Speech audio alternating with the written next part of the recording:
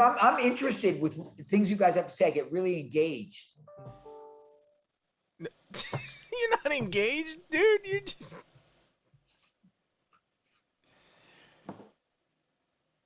Okay, you gotta stop. It never ends, Vlad. With me, it never ends. I'm an infinite font. Wow. Font? Font. Can we minimize the font?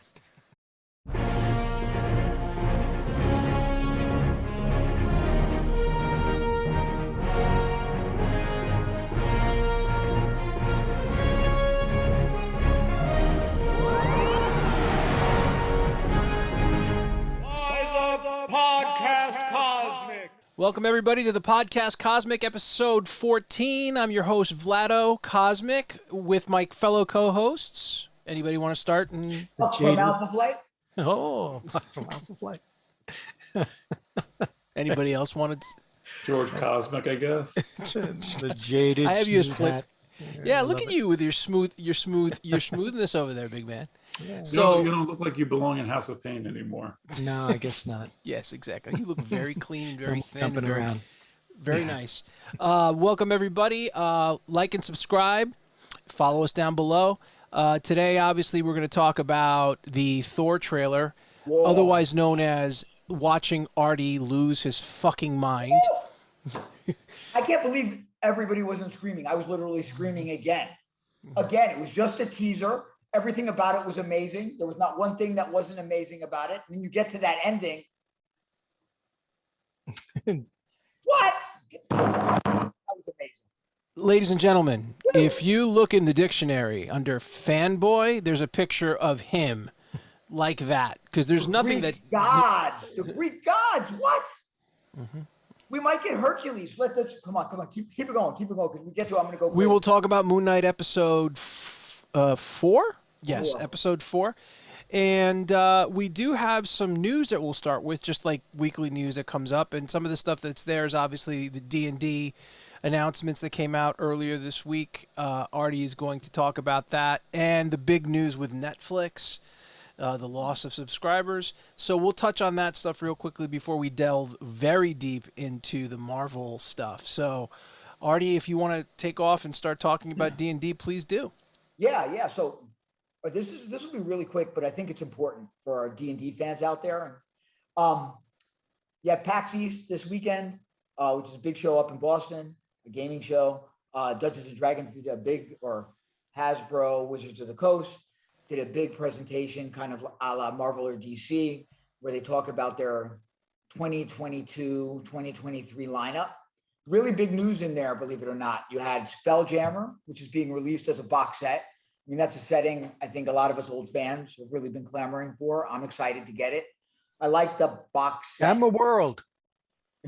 No, but the funny thing is you have two races that are like that. You have a race that's kind of like the Dralicites. I mean, they're releasing a bunch of races in the source book. It looks like a really, really nice package.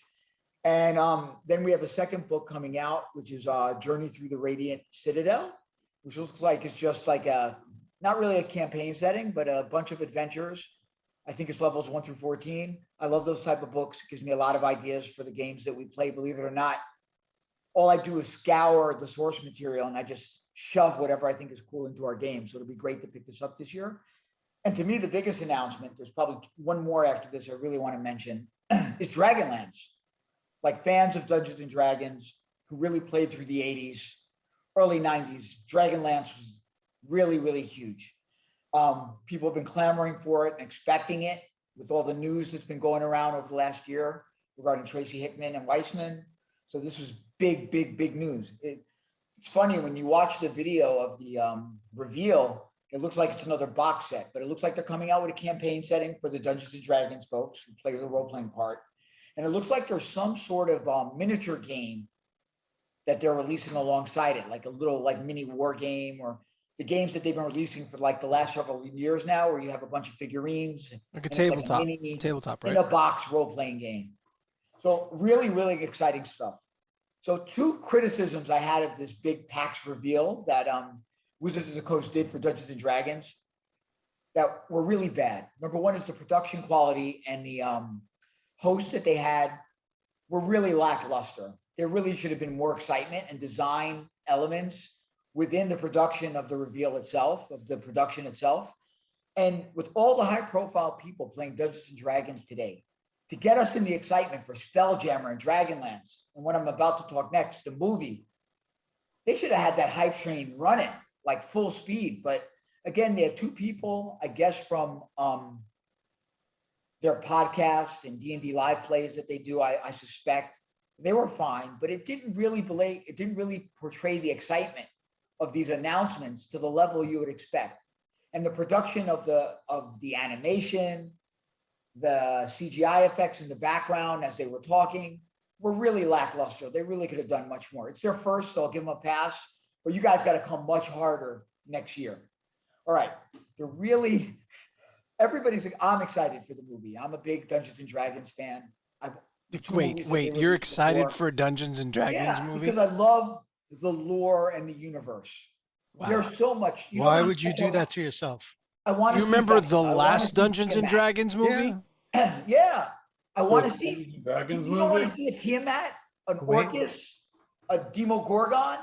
You really think that's what you're going to get? And unfortunately, that's probably not what we're going to get. You're never going to get that. Armor. You're never going to get that. Wait. I don't even think we're going to get anything Marlon Wayans.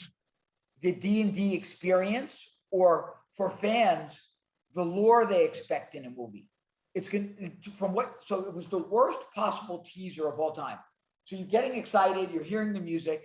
All of a sudden, the two producers are in front of you've seen this before for other ones, where they're in front of a screen showing some like early CGI from the movie, but you can't really make it out. We're really going to give the fans what they want. Oh, this is really exciting. And now we want to reveal to you, fade to black, the D&D symbol rotating with thematic music, the Dungeons and Dragons logo. Dun, dun, dun, no honor among thieves. Fade to black, it's over. And then you get a bunch of clappings by the two lackluster hosts. So let me just explain why this is very disappointing. You have such epic names within D&D, such epic themes. You have Tomb of Annihilation, Tomb of Horror, Tyranny of Dragon, Storm King's Thunder. You have all these epic names you could use. No honor among thieves. What does that tell you about Dungeons and Dragons? Thieves. There shouldn't be a movie. There shouldn't be a movie. There shouldn't be a movie. Right, it says B-movie, straight to video back in the day. There shouldn't be a movie. It's not going to work. No, but the thing is, there should be, like, if you're going to invest in it. I'm still eager to see what they have. I was super excited about Dragonlance, the new book, and Spelljammer. Yeah, Artie, I mean, but you got to stop. Okay, look, you're looking at it from a fan's perspective, but I'm telling you right now, the movie's not going to make money. It's going to suck ass. You know it's going to suck ass. Yeah, I know it's going to suck ass. Okay. It's really going to be bad. And Artie, you said you were excited for it. There's nothing to be excited about. First of all, it's Chris Pine, right? Who else is in it? All right, you don't like Chris Pine? In a Dungeons and Dragons movie? Wait a second. I'm getting confused between the last Dungeons and Dragons movie, the one with Jeremy Irons, right? And then there was Dungeon Siege, In the Honor of the King. That had freaking Jason Statham in it, which was... Oh, God. Okay, let's stop. I know, I got to temper this, right? Dungeon Siege movie. But as a that was Uwe Boll, right? Wasn't Dungeon Siege? It was. Tell you everything. Exactly right. But the thing is, as a fan, Directly Dungeons and Dragons movie. But think of how big Dungeons and Dragons is now. You have millions upon millions of players. It's the third pillar of Hasbro, Wizards of the Coast now, with Dungeons and Dragons. Is Dungeons and Dragons going to sell? It could be the biggest movie of a weekend. You know what, Vlad?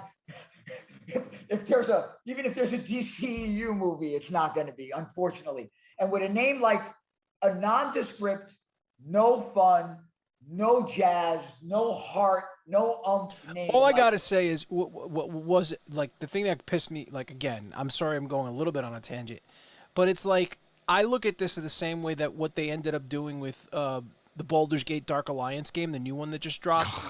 which was a fucking like desecration Clusterfuck. of a wonderful license.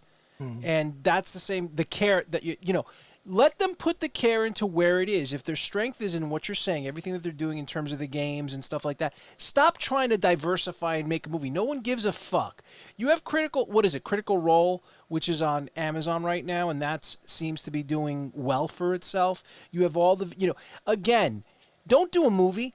Do a web series. Do a streaming show or something like that. Like Lord of the Rings.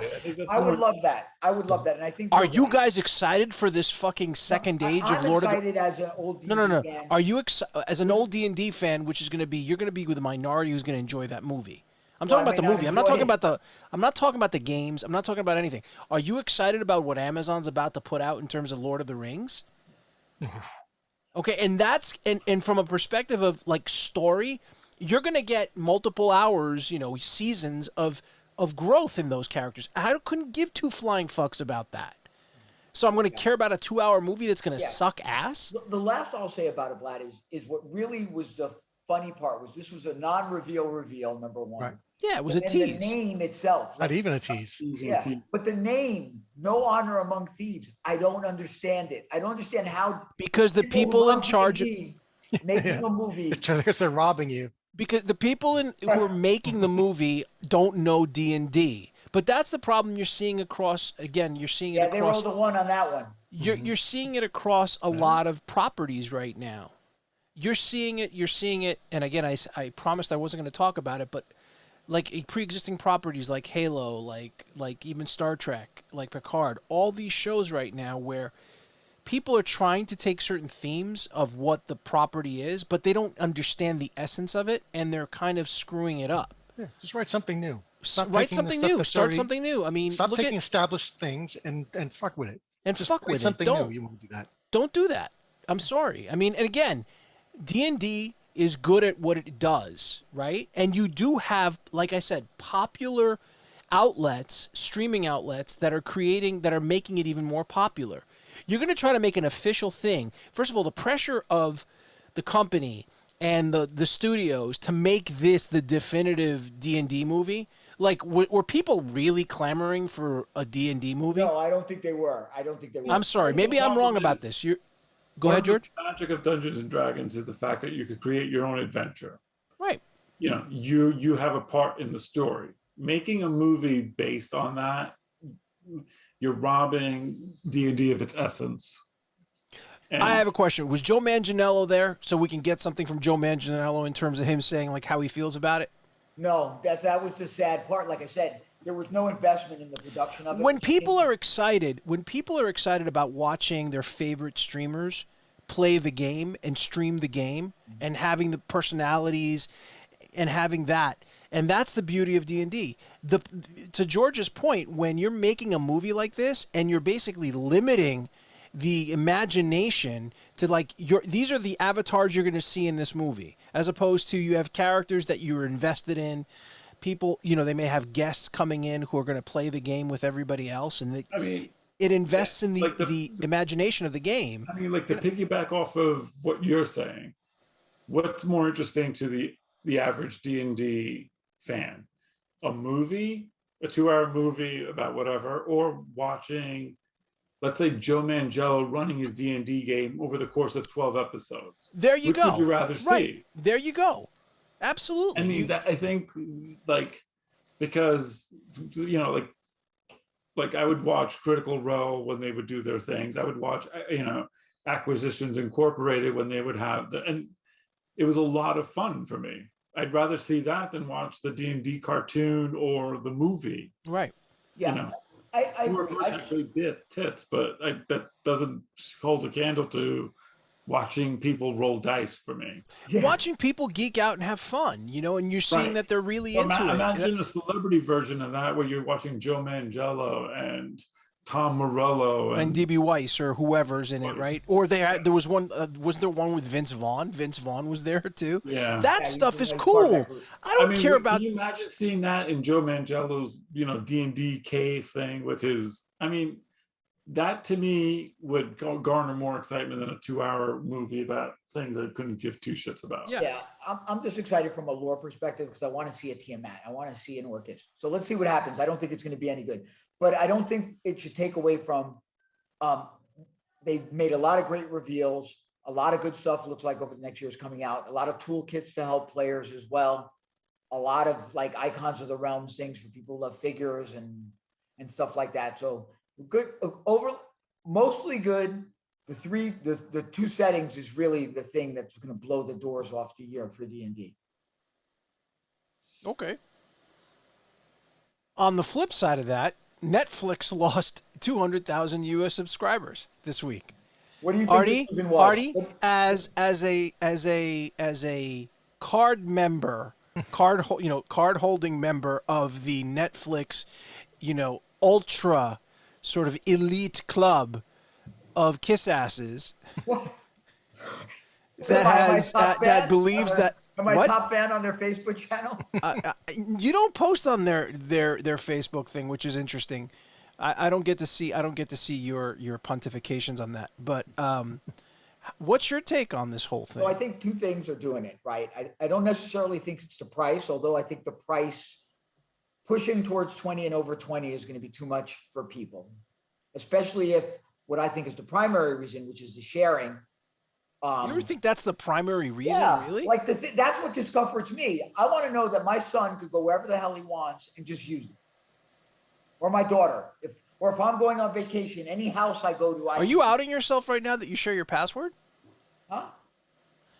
Are you outing yourself? Isn't there family? Like you're supposed to be able to have like 2 to 3 people can watch at the same time. That's Hulu. I think Netflix is different. Netflix you could do too. No, but part of that is what made Netflix very customer friendly and great content. To me, there's a lot of great content, even though people are saying it's a lull. No, Vlad, I'm watching a lot. You're watching a lot, but if you compare it cost per content to what you're getting on Apple TV or you're getting on some of these other ones that is cheaper. Right now, Netflix throws so much original crap content out there. If the difference it's not all prestige. $6.99 and $13.99 or $20 is a huge difference as a monthly payment for somebody, then I guess it is. I agree. It is because people are just because if they're not using cable and they have a certain amount. Let's say they do Netflix, Hulu, Disney Plus. I don't know, like Amazon, right? Or whatever. Always gotten a lot of utility and a lot of entertainment out of Netflix content. That includes mostly the documentary. Oh, you're watching Is It Cake?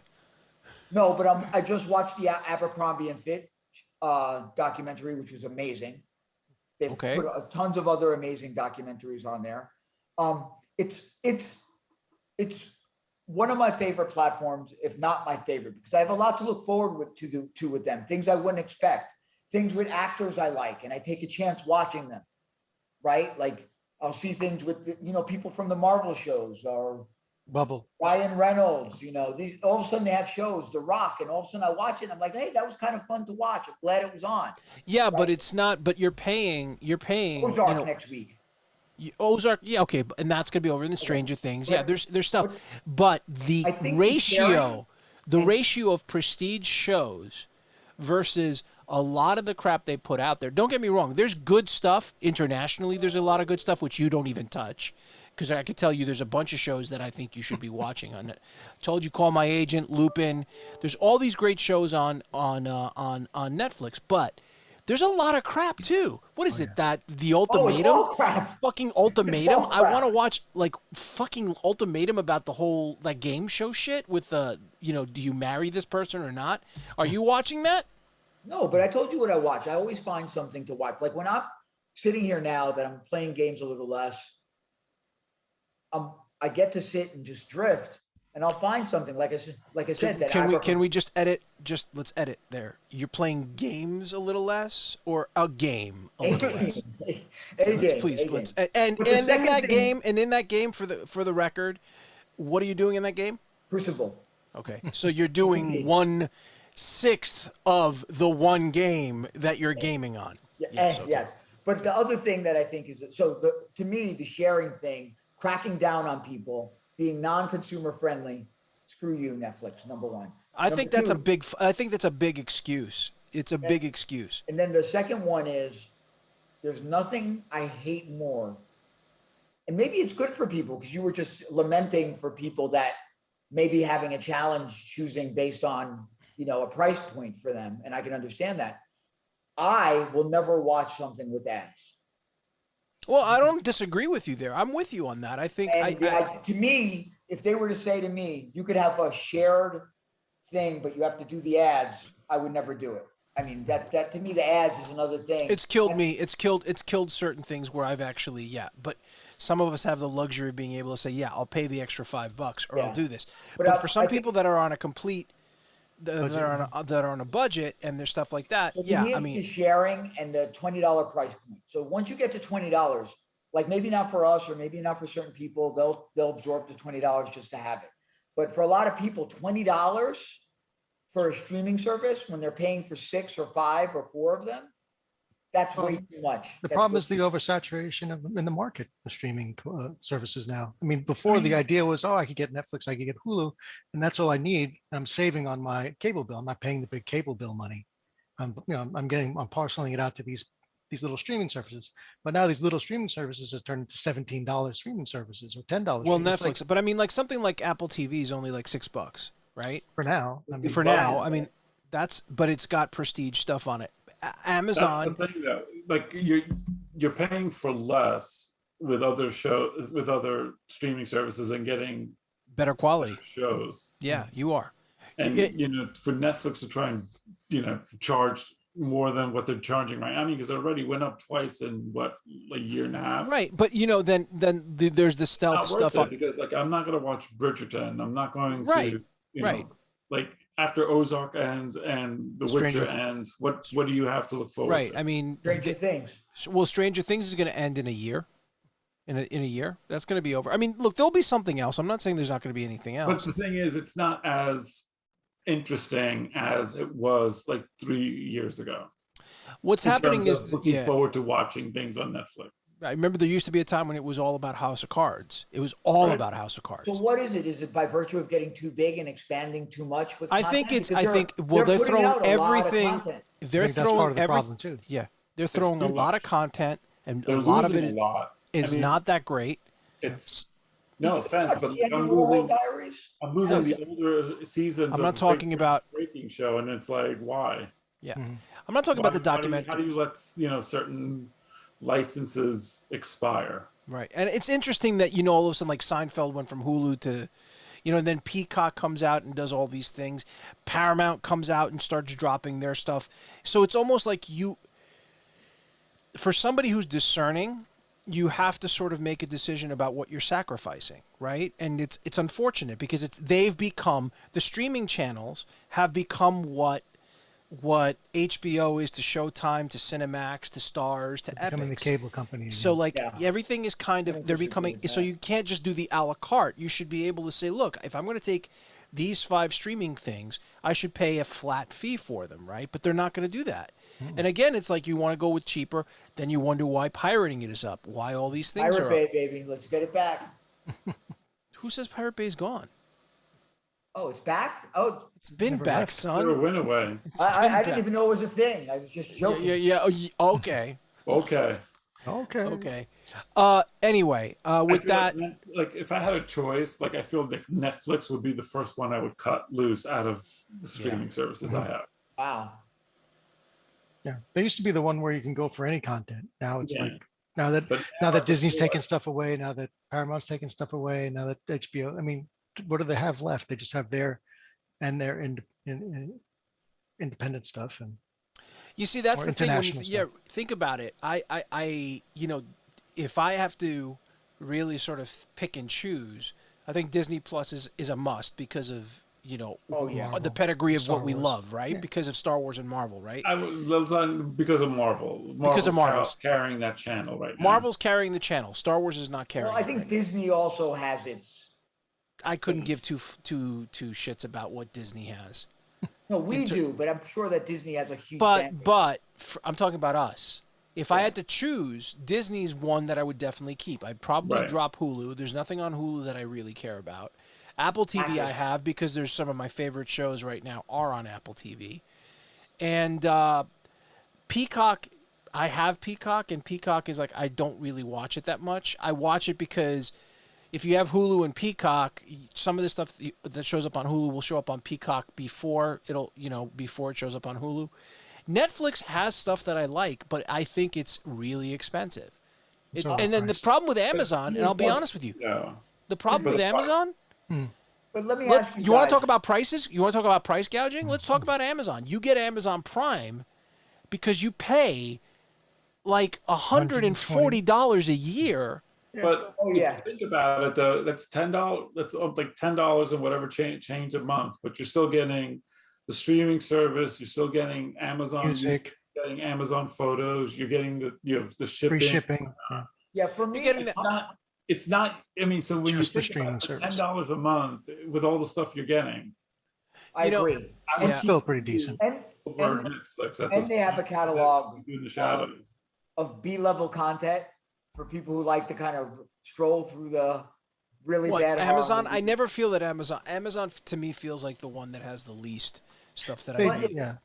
It depends. You have to be in the mood for things. Like if I want to watch old school kung fu movies, Okay. Amazon's where I go. Netflix used to have them, and then all of a sudden they Everything lapses and goes off to somewhere else. Yeah, you're right. It does. And I like Amazon too because you could rent stuff if you really want to, and they have deals sometimes for renting things. Well, Amazon's gonna have Reacher seasons 2 and 3. Yeah. Great. So Yeah, then I they can't do have wait some for original Ultimatum, stuff. the Ultimatum season 2 on Netflix. And is it cake? I've watched the first 5 episodes of that with my kids, by the way. What You is know it something- cake? But come on, It's cake. I mean, you're spending $20 a month so you can see the new Mary Coda season. No, but I want to see what I want to throw away. Look, I know you like I know you like the documentaries, and some of them are great. Yeah, absolutely. There's no question about it. But it's watch like, Warhol Diaries. but the watch problem I Never- also feel in terms of here's the thing, and then we should jump to the bigger stuff. But the problem I feel with all of these streaming things, especially Netflix, there's another model with Netflix, which is they're giving you everything all at once. There's no, and I think when you're given so much stuff, and I'm even talking about individual seasons, like here we're dropping, okay, fine, we'll give you half the season now, half the season later, whatever it is, or we're going to give you the entire season, like what they've done with like Cobra Kai and some of these other shows. For somebody who doesn't have a lot of time to be able to sit there, I maybe want to be drip fed. Maybe I want it on a weekly basis. Maybe because I think if stuff is out there, oh yeah, it's there, I'll watch it when I watch it, and I never get around to it, as opposed to making an appointment to watch something that I'm enjoying. So that's what, Amazon does it, Apple does it, where they drip feed you like the first, they'll tease you the first 3 episodes or 2 Marvel episodes, does, and Disney then Plus. and then or Disney Plus will do it, right? And then you go into a weekly thing where then you get into a rhythm. I know, Artie, you'd rather binge it. I get it. And I'm like that too for certain shows. Like, But it goes back to that conversation we've had regarding streaming and not having an episode drop a week. It allows you to kind of absorb it, right? and rummage through it and discuss it. Water cooler talk. Yeah, whereas if you get like six episodes all at once, you're just kind of like you're robbed of the immediacy and the cliffhanging aspects of it. Or the analysis of it, right? You're watching the full. And look, I don't get me wrong. And then you just do a series recap. Yeah, it's true. I mean, think about this: if we got episode 3 and 4 of Moon Knight like together, like how do you handle that? Right, you do, and especially especially with that ending. After what happened in episode 3, and then what happened in episode 4. Yeah, episode 4 alone. Yeah, think about it. And it's episode 4. It's like there's a lot of stuff that went on, and all of a sudden you're just like, but if we got episode 5, then you're just like not savoring what you got to see. Correct. So, and with that in mind, we're going to switch gears, and we will talk about Moon Knight first before we get to Thor, because we've already started talking about Moon Knight. So Moon Knight episode 4 dropped this week. Who'd like to take a crack at it? George, since you started, why don't you give us all right. So I guess the recap, episode 3. Episode 4. Khonshu was in prison. Oh, okay. Yeah, I got you. In the, was it a little statue? I forgot what they called it. So Stephen, Mark do not have their Moon Knight powers. So they continue on their way to get to the temple, the tomb of Ammit, and try to stop Harrow and his team from getting her. Shit, what's the name of the thing? Atsab? I'm not sure if I'm saying it wrong. The statue. Mm-hmm. So we get a lot of little character moments between, like, some awkward romance stuff between Steven and Layla. And, you know, of course, Steven pays for it.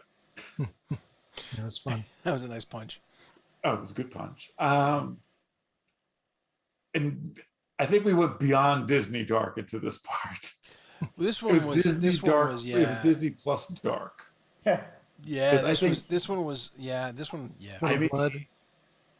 you know, so they're in the tomb and they deal with like an undead Mummy type thing. Priest, one of the priests who's of performing rituals on whatever, you know, soldier or fortune he could find in the tomb. Very gory sounding. yeah. Lots of squelching. And, you know, then that involves a chase scene with Layla and him while Steven takes off to try and find the little statue of Ammit before Harrow does. And again, that scene was like the darkness, The Descent, that movie, The Descent. Yeah.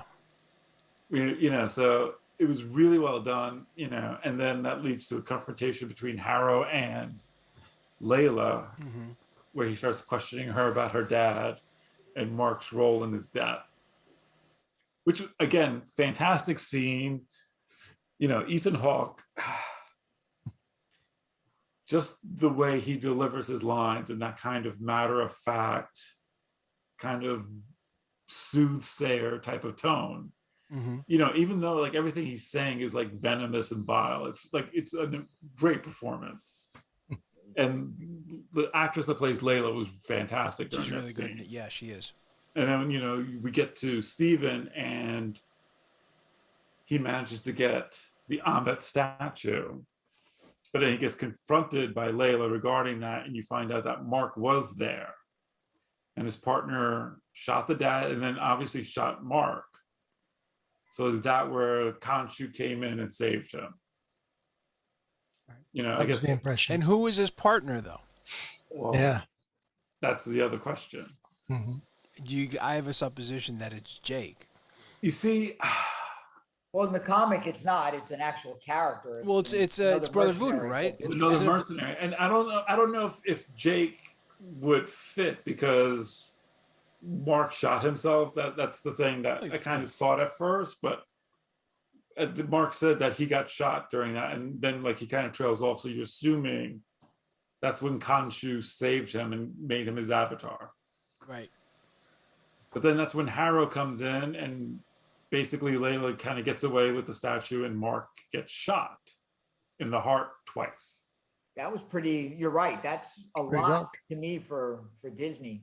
But I mean, between that and the evisceration, that scene was pretty scary though. The way he The was, like, you know, evisceration, it was yeah, that was creepy pretty as messed shit. up. That was really messed up.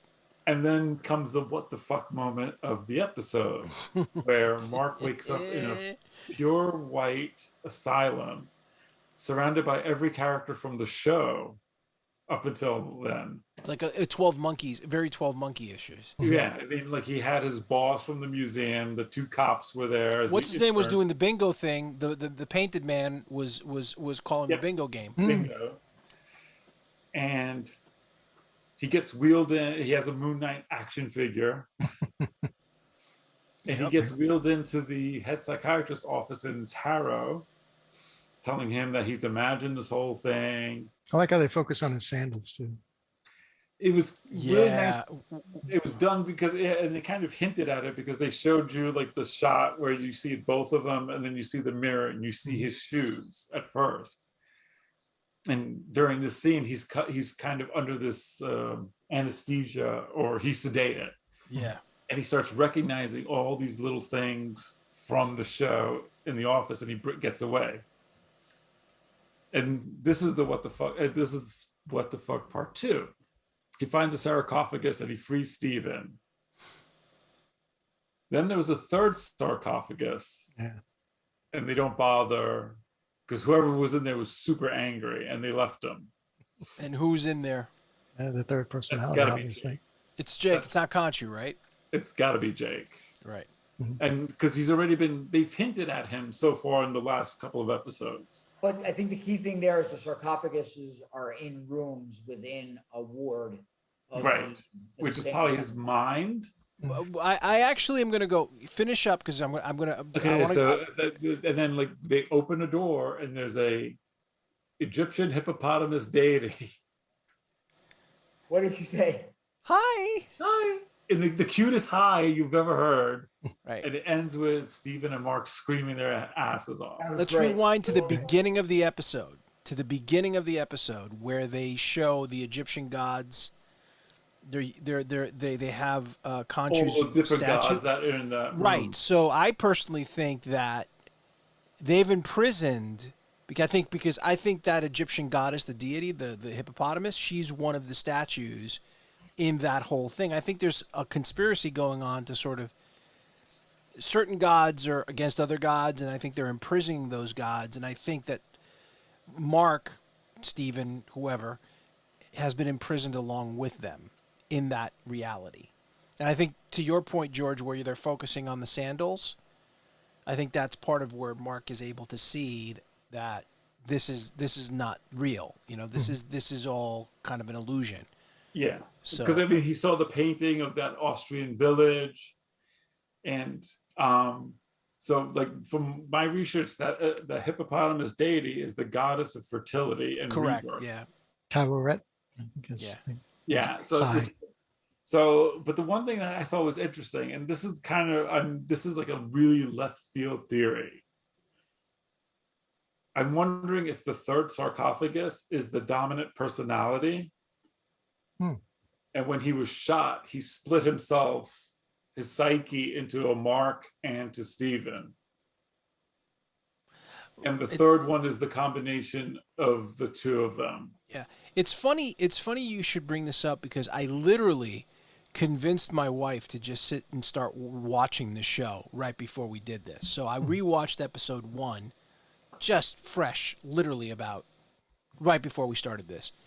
And it's interesting to go back without now knowing that there's a Jake or there's a third personality. And if you go through that first episode, there's certain things that you pick up on. Obviously, when he's walking first with the girl, I think, George, you said this weeks ago, which is the girl that he asks out on a date. Obviously, Mark wouldn't ask her out. Stephen has no recollection of it. He has no game. He has no game, right? He has no game. So who's Jake? So possibly Jake. The scene when he's walking in the darkened museum and you see you see the two other reflections. There's two reflections, right? And they both look at him.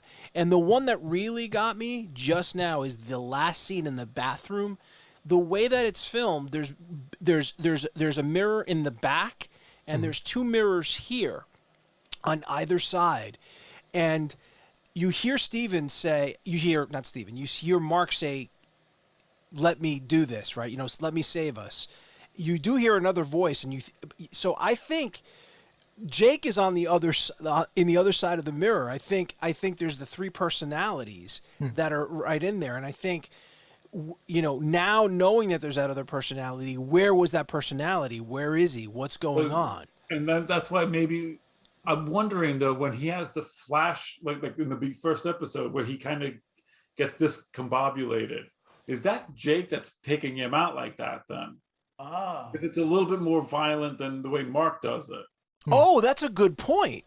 And then obviously because those guys are I think when he's in the Austrian village, those guys are dead. Yes. And Mark has kind of not tried to kill anybody, even when he got jumped by those guys. Yeah, and Mark didn't kill the Egyptian guys. No. Right. So it'll be interesting to see. It's interesting though. It's like this is definitely a show that's going to require rewatches because of you're picking up all these subtle clues, and And honestly, like again, and this has been one of the most beautifully shot Marvel series. Yeah. I think there's a lot of like again, the confrontation between Layla and Harrow, and just like that there's like an actual chasm, but it's also a chasm of personalities. Right. And when Mark got shot and the way he fell and then into the water, right. And he comes into the white, right? Into the white, and then it's not water, right? Almost at some point. Yeah. It's I'm wondering how tonally, because I don't know, like if you look at the first two episodes, there was a tone to the first two episodes. Obviously, that it was much more horror tinged. It took place in London.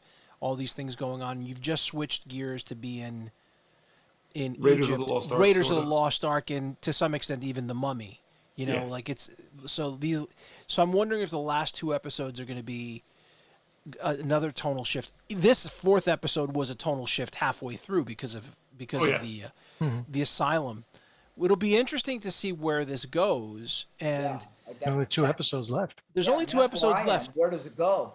I think the thing about this episode that I really liked is you even had a tonal shift within the episode. I think you had that Indiana Jones, the Mummy vibe through the first maybe 3/4 of it. Right. And really not even most of it without Moon Knight. Really just there is no Moon Knight. There is none. But the thing is, you notice how he was wearing a white jacket with the hood up, so kind of. I mean, without Mark or Steven, right? You have Layla running around, really doing most of the running around. Steven's doing the most of the thinking, right? Right. I thought it was very good. I thought the horror elements were really good. I thought the like George said, that one scene between Harrow and Layla, I loved it too. Like, because he says it so calmly. He walks in like the very congenial, professorial kind of I'm your friend, therapist voice to her. Like, I'm going to tell you something you didn't know that he didn't tell you. And it matters a lot. Well, he kind of says it a matter of factly. He goes, he just says it. And I think that's. And then she plays it real well because she holds on to it, but she doesn't hold on to it too much that she cannot act. Well, she also holds on to it, but she doesn't show him any anger until she sees Steven. And then when you get to that second part, the last quarter of the episode in the asylum, I thought it was really nicely shot. You're trying to figure out and look for clues on the walls and clues on what they're wearing. What did you think about the whole thing when he starts running and then there's like everything starts shaking? So like something's going on. I forgot. It was Memento. There was another show where at the end of it, the guy walks out and you see the board and all the stuff was on the board and you figure out what. No suspects. Yeah. And then you have things like 12 Monkeys. All of that is in that scene to me. And then he talks to Harrow and it's a really interesting thing where he's like, yeah, you're just a sick guy. We're going to take care of you. Then he snaps, right? And it becomes like an action flick again. He's trying to break out. And then I was really surprised to see the sarcophagi. Like when I saw it, I'm like, oh my God, it's almost like you're saying a dream world almost. It's not really a asylum. It's an illusion or whatever. Right. And he breaks him out. They go into that second room. They both look at each other like, we're going to let that person out? No way. Right? I like that they hug each other, though. Yeah. I liked about it. They did that. You notice their mannerisms are a little different in the way they're running. Yeah. But when they scream, when they see the goddess, it's almost the same face. Well, I took it to be that, they're finally accepting each other and going to work together, right? Mm-hmm. But I think the X factor is Jake, right? Yeah. Or whoever's in that, right? Jake. Because obviously. I laughed so hard when I saw the hippopotamus goddess and I forgot her name and she does that. Hi. The hi was what killed me. That was the best thing I had seen all day. That made my day. Yeah. And I know I thought at 3 a.m. or whatever, but there wasn't much of a day. But that was such a great scene. She looked great. And like George said, she's so cute. Yeah, she is. And she's completely like sheepishly like, hi, sorry. Great episode. I don't know if it's again, the series are just so good that they're doing. And I'm always surprised that tonally they shift And like you guys, I don't know where this one is going, but I'm glad I'm here for the ride. It's really excellent. Yeah, my only concern, and again, I'm not trying to be overly critical here. It's you only have 6 episodes, and I always feel that it really hits its stride towards the latter, and then there's so much exposition that needs and so much stuff that needs to be resolved. There's so many things here that haven't been resolved that I just feel it's going to be rushed. It's like the same thing with what was the show? It wasn't Hawkeye. Was it Hawkeye that I was thinking of? No, it was Boba Fett. That's the one we talked about. Like Boba Fett went off on a tangent, and then they had one episode to wrap up everything, and they threw everything terrible. And they threw everything but the kitchen sink at it, and it's like it's one of those things that the pacing of it. Marvel's pacing is terrible at the time. No, I know. That's what I'm saying. It's like now all of a sudden I'm like looking back on it. You look back on it, and it's like it's again. I'm not going to compare it to Boba Fett because Star Wars. I think that the Marvel shows have been more capable. We had the discussion, which was like our least favorite one, and is it easy? Sure, it's easy, but the thing is, you can't say that. But this was horrible. Like this is Boba Fett bad. This is They weren't well done, and here's the thing. To me, it doesn't matter if there's a good episode in a bad series, because when you look at the entire arc of the series and you're like, okay, so what was the point of that? As opposed to having some powerful episodes in there with The Mandalorian. Anyway, we've talked about this ad nauseum. All I'm just saying is that this is quality stuff. It's good. The acting, I really do, like to George's point, I think Ethan Hawke is great. The more I say about Oscar Isaac, Oscar Isaac is... If he doesn't win an Emmy or nominate for an Emmy, I'm gonna shit all over that fucking thing. Be prepared to shit, because they're not gonna. I know, yeah, of course, but that goes to the bias towards superhero movies. Like WandaVision got nominated for Emmys, right? Didn't it? Yeah. And I think But know something? Hey, Justice League is an Oscar winner, right? Huh? Was it? Yeah, for the best crowd pleasing moment. Fuck, don't get me started, please. Yeah, I don't know what that was about. The Flash. Flashing. Oh yeah, well that aged well. Yeah, really. I don't know. Did he punch out somebody's mom this weekend or something? Yeah, it's the soon-to-be X-Flash. Let's just call Ezra Miller the soon-to-be X-Flash, because maybe this is the Warner we're talking about. Oh no. They're sticking to with Amber Heard. Mm-hmm. It's true. What did she do? Did she eat Johnny Depp's finger or something? Is that what I heard today? I'm not going down that road, because that's a shit show. Loaded. Well, exactly, it is. It really is. It is a really shit show. So anyway, speaking of the antithesis of shit shows, Artie, we finally got a Thor trailer this weekend. Oh my god! This week. First of all, I wasn't expecting. Ladies and gentlemen, watch wait, we're the not going to ask implosion. Keith what he thought about Moon Knight. What did you think of Moon Knight, Keith? About Moon Knight? I think we said it all. It was good. I enjoyed it. There it is. A lot of fun. That's why I didn't ask him. No, Thor. First of all, I don't know if I shat the bed or whatever happened. All I know is I was ever heard. I wake up in the morning for work. I look at my phone, and I'm like, am I seeing this correctly? Thor trailer. So I stopped everything what I was doing. Holy smokes! I pressed the YouTube button on my Roku or whatever the hell I got. I don't know what it is. The TV controller. Woke up, got out of bed. I pressed another button where you talk. I said, Thor teaser trailer, and it popped up. Oh my God. I loved every second of it. I loved the music. I loved Surprisingly here. And it is just a teaser, right? There's nothing to it. There's just music, images of him looking beautiful, Looking beautiful? Him in the Journey into Mystery outfit, which is perfect. The glory of the Greek gods. Him working out with Strongest Avenger, trucker hat. It was just amazing, amazing, amazing. I'm enjoying it. I'm like, is this Olympus? Is this Olympus? My head's exploding.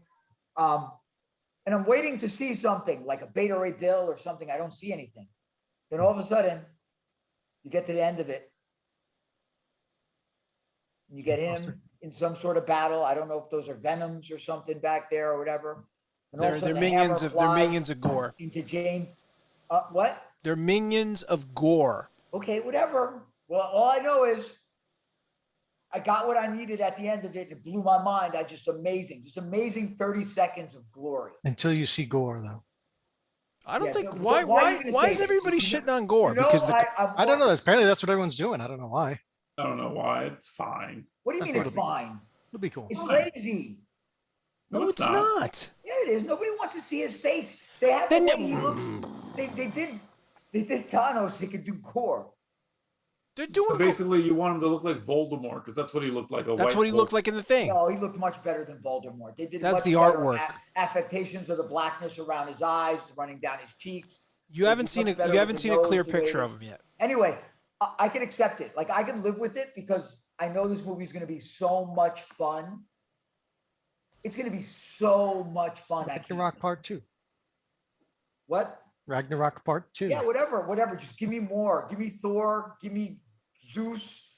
Give me. It'll be fun. You mean Zeus just to appear so he could die because that's that he's there for, right? Yeah, I got it. But at least we get the Greek gods and all their glory. Can you imagine? You get their glory before they get destroyed by gore. That's what's going to happen. For the rest of the year, I'm wearing a golden breastplate and I'm going to walk around with my chest pumped out.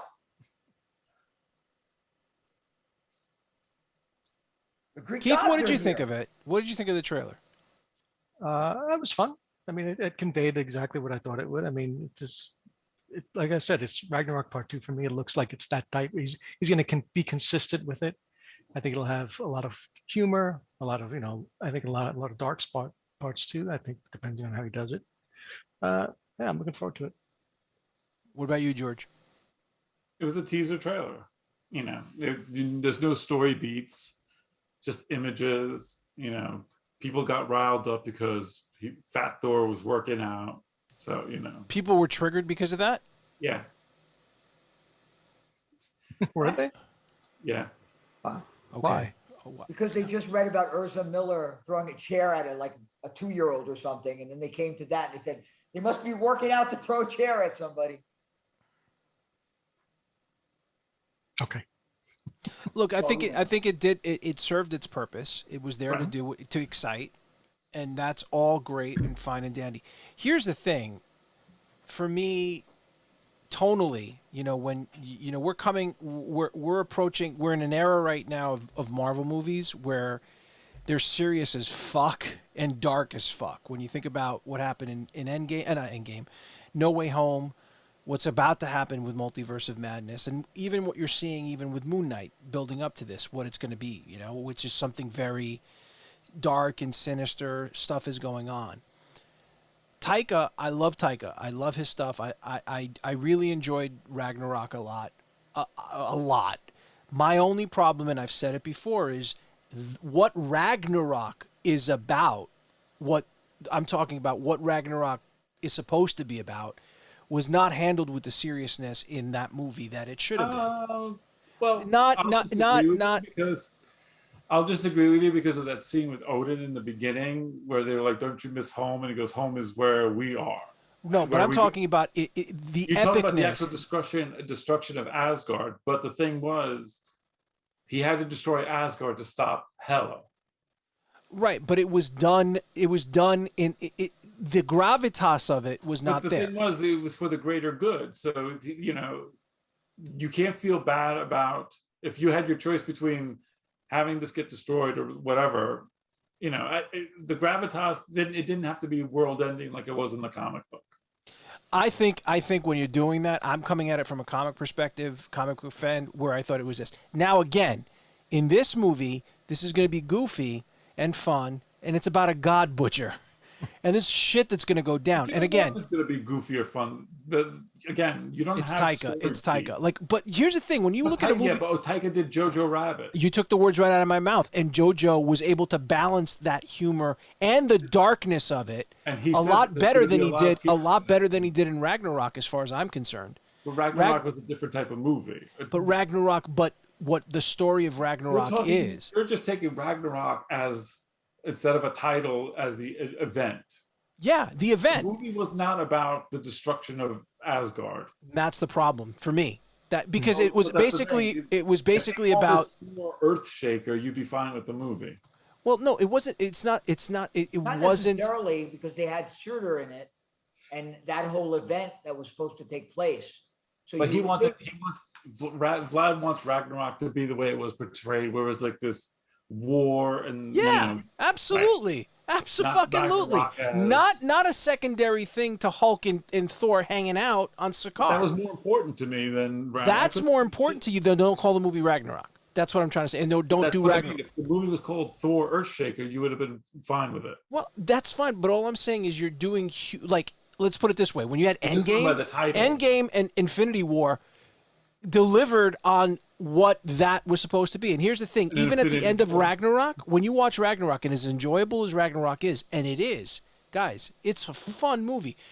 I didn't like the way the Warriors 3 were taken out. Just sort of like That was lame. that was lame. I'm sorry, it was. Well, It's she like He was the best warrior that Odin had. So you're Well, she expecting- one of the gone, most just like with powerful. like No, she is. She could Hela stand looked against great. Odin. Hela looked exactly like she would in a comic. I'm not saying any of Yeah, that stuff. I'm image just with the saying Valkyries is beyond belief. the beautiful. tonally. All I'm saying is tonally. The way stuff looks is great, but even what they did with what's his name, Executioner, right? The way they handled him. The thing, you know, the iconic scene with the two machine guns, you know, all that stuff is great. Don't get me wrong. It's It's just extra that homage it's to a that. fun movie when it should be a dark movie. Look Why how should it be a dark, movie? because it's a dark subject. And not only that, when you watch it and the way that it ends, it goes right into Infinity War. And Infinity War, literally, like 2 minutes after what you see at the end of Ragnarok, they So get you have a little fucked. moment of joy before everything gets I don't know shitted. what joy you could have with the destruction of Asgard, though. Right. And I just think that to me was something that should have been a little The bit thing more. was, Asgard, you know, again, Thor knows that, or Asgard's wherever they're going to be, so he's fine with Asgard getting destroyed. I just think if the movie And also, was, it takes away the power from Hela. and that's the thing, if the movie was called anything but Thor Ragnarok, we wouldn't be. having That's this fine. discussion. But I you know, when people but say it's one of my favorite. I think I see what I know what Vlad is saying. 'Cause I feel similar. No, I I know know. what Vlad's saying too. I just think that if you're just going by the title of the thing, No, not just by the title. I think having Surtur in it and having that thought of an event where he's pulling the sword, he's going to destroy Asgard. Meaning, this is the epic and foretold, right? This is the event that is foretold throughout the annals of Asgard. This is a major event. It's not a minor event. So to me, there was something lost in everybody coming together at the end of it to fight Surtur and defeat him and imprison him again. That's lost in this. So you got something else that wasn't exactly Ragnarok. So you have to go, okay, it's not exactly what I expected. I'm fine with that too, because like Vlad, I loved it. There's nothing you could have given me that would have been better than, you know, World War Hulk, for Christ's sake. That was freaking amazing. And Fenris and the Hulk and Valkyrie being so excellently done and fun. So I got all of that. What I'm hoping in this movie, this is what I hope, that you get a goodbye to the Guardians of the Galaxies in a way. That Well, they no, do you're not all- going to get that until the third movie. You're going to get the But Guardians what I third mean movie. by that is, in this movie, they find his place, they find that world. Like you see that scene where he looks lovingly at him. Like I sometimes look at you guys, especially you, Vlad. Where he looks lovingly at him, and you have that moment. I'm hoping that whatever's going on there, that ends that chapter, and then you get into the God Butcher chapter. Because I don't think they're in that portion of the story. I don't think they're in it either. I Yeah, think but- Korg yeah, is, but here's my problem. Korg is, and Korg is again. I'm sorry, Korg is not a character I care about. It's Taika's Yeah, character. I don't care about that. But I think what we have to now get is him trying to be a man who walks in peace, create a world for his people, but has to pick up the weapons of war again. Well, he has to become. He's going to realize that gods are being targeted. He's a Yeah. god. What is he going to do about Right. it? So here's what I think is going to happen. I think we're going to see Beta Ray Bill. I wouldn't count on it. What do you mean? Well, the And one thing Hercules. that's really weird is there's that one shot where Thor and Korg are looking up in the sky, and it's a weird shot because they're not centered. Yeah. There's like this big empty space there, and That's what Marvel Vlad was can talking come to about. edit shit out. Well, so why would it be To Beta Ray Bill Spider-Man? though? Huh? Why would And it they be wouldn't Beta? edit out the Mighty Thor because we know she's in it at the end of the trailer. Right. That's the other thing which has been confirmed in terms of Darkness is that Jane does have cancer. Confirm that though, because I haven't seen it anywhere. They have said it. There was something there's an Yeah, article it's recently. it's like Screen in an Rant interview mentioned- or something like that. Yeah, where they he talks mentioned about that it. initially the first thing was that she goes to visit New Asgard, to visit where Mjolnir was destroyed by Hela, right? It was there, because that's something that you forget, that they actually built New Asgard there, that spot where Odin died. And something happens, and that's how it gets recreated. That's how Mjolnir, and then I don't know how it's going to affect if the whole thing with their cancer that Yeah. I'm but- super excited for all of this. To me, the MCU can do no wrong. They can. They can. There's just so much fun in it. I love these characters, so watching them interact with each other is great to me. Like even as silly as even the way it opens with him running through the ages. Do you know how much warmth that brought to my heart? See Right. the I Kirby guess. costume? Yeah. I mean, don't get me wrong. That's fun. But all I'm trying to say right now is we're building up to some dark shit Not in everything has to be dark, in Multiverse of Madness. Let some light in. Let some light in that heart, man. Nope. Not yet. I don't think. I think There's with no this, joy in Vladville tonight. I think they have to have a tonal shift in the episode because if you have In the episode. What I are you think talking that's about? part of the reason, as well as budget, to jettison the Guardians of the Galaxy, right? Because all they are is poo-poo caca jokes the entire time. Wait a right? second. Wait, but Thor. But Thor's changed since Ragnarok. Yeah, but I think but this is where I go. This is where I was going. Is if I'm looking at the commercial, like again, it's just a teaser on what I'm seeing. Is then he has his "I'm going to build this place for my people" moment. That's already been built. Well, whatever he's doing out in space. What he's doing out in space Thanos- is he's looking for himself. He's or got doing nothing to do whatever, with his Thanos impersonation, whatever he's doing, finding peace. He tries to for find himself. peace. He abdicated ruling. Whatever it is he's doing, He's the king of Asgard. whatever he's doing is going to get interrupted by something. And that's Also, and here's the other thing. Again, I'm not sorry to go back to the comic, but think about Jason Aaron, what he did with the God Butcher story, and how epic that was in terms of the multiple Thors through time and what this meant, the epicness of this. If you're going to distill this down to something less than that, that's what I'm trying to say about what happened with Ragnarok and what's going to happen with this. That's what they were saying. You don't know which James Foster this may be then. Well, they're keeping everything close to the vest because they don't want to spill what potentially could happen in Multiverse of Madness. I mean, look, like Multiverse of Madness is going to be dark and dreary. I don't want some kind of jokey movie right after that. You are going to get a dark and jokey movie after that. You're going to get. I know, I'm being sarcastic. But you are. I mean, everything needs to be Saw 1 through 7 with fucking. Listen, if let some levity come into your life, misery. Okay. Listen, if Gore the God Butcher is the flying across space on a little tricycle with a mask, that'll be the best movie I ever saw. Of course. I'm not feeling it, guys. I'm not saying I'm not going to like it. I'm just saying tonally. You don't even know what it's going to be like. It's the teaser. You've been saying that. It's going to be awesome. Yeah, he's just going by Ragnarok.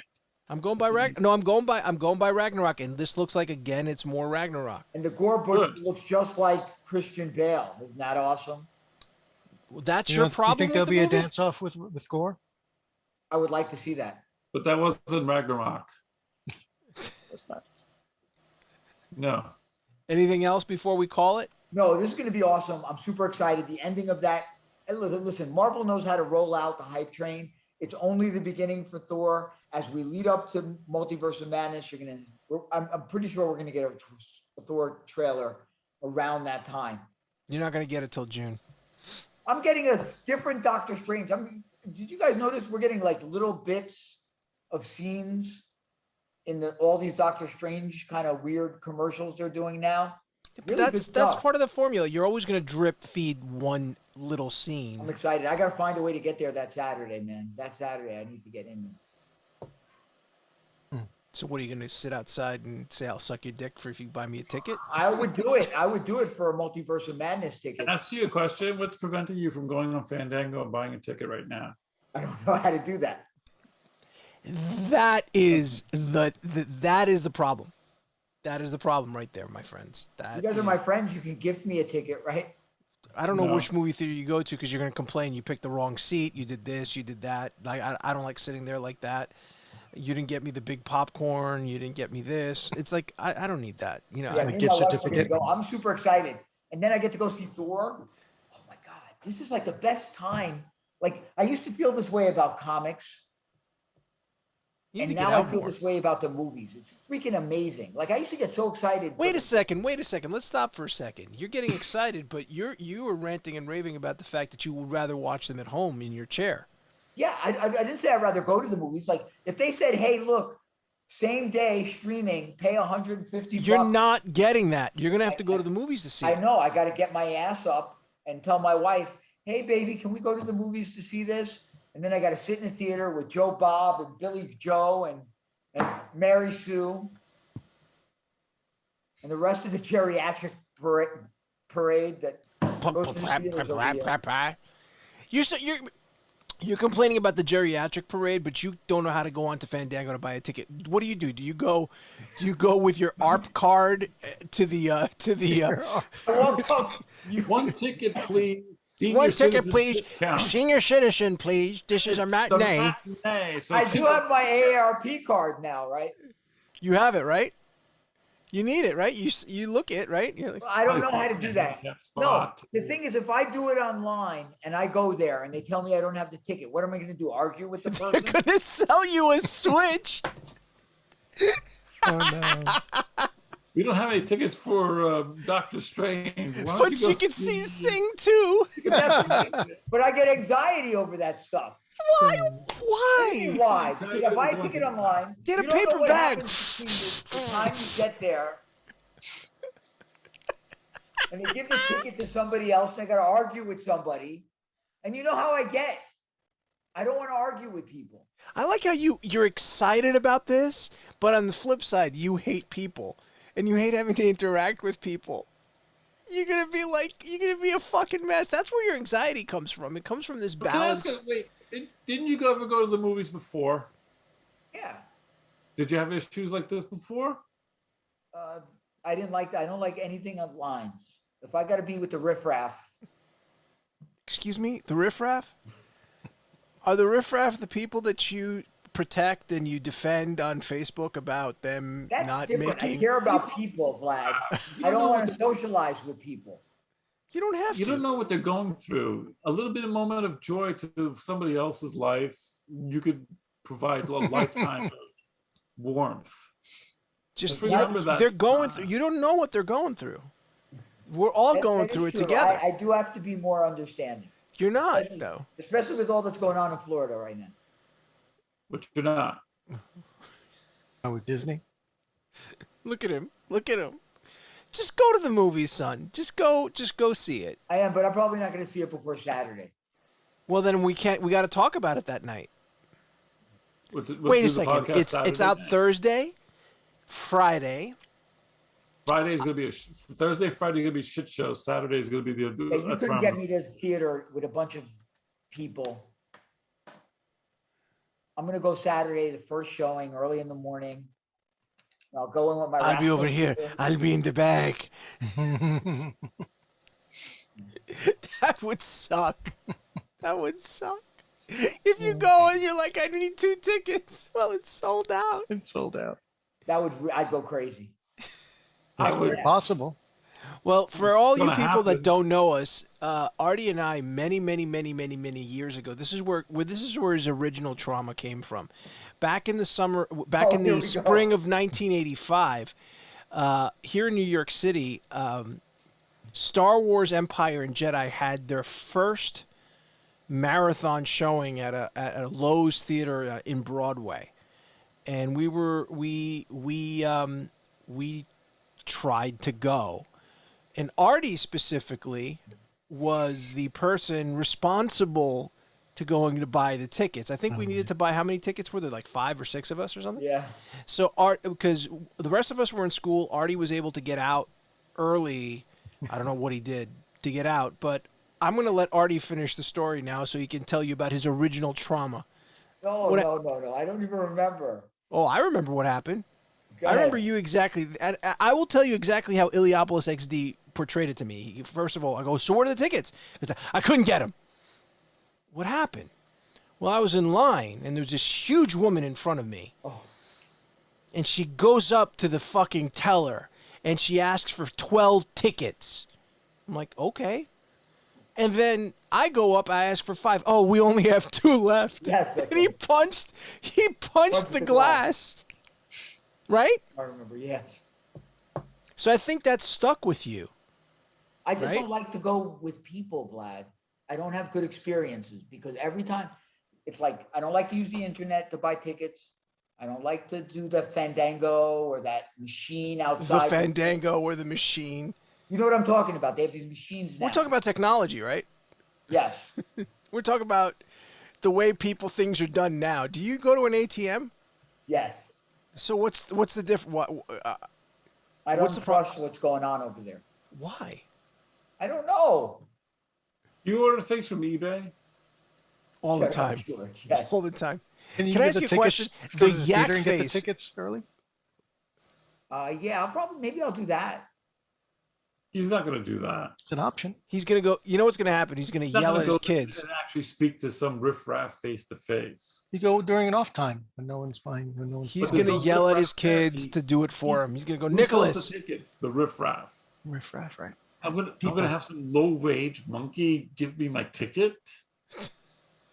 When you go traveling, do you always go to a travel agent and sit down in their office and say, No, look, I'd but like I'd to rather do that.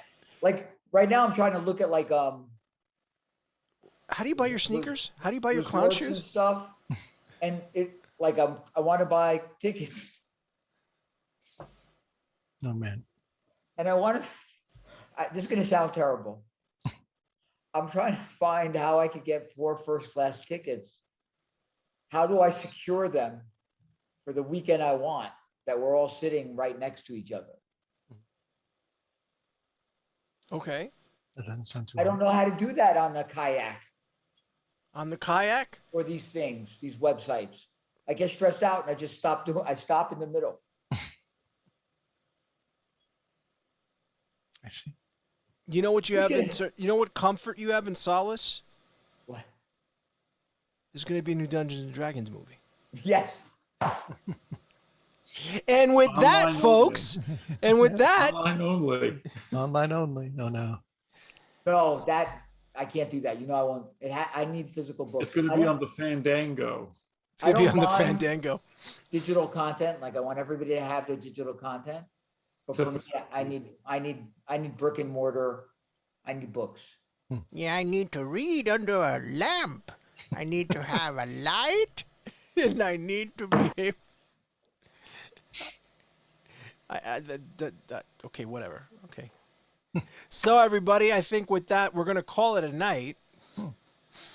Hopefully, Artie is able to get his anxiety under control. Yeah. Hopefully by next Tune in week, next week. Yep. We'll tune in next week and find out if he gets it under control. Or just read the next post he puts on the website. Right. Shut Artie- up, George. Flamethrower. All right, Puck. Back to And Canada what? with you. All right, everybody. Like and subscribe. We love you.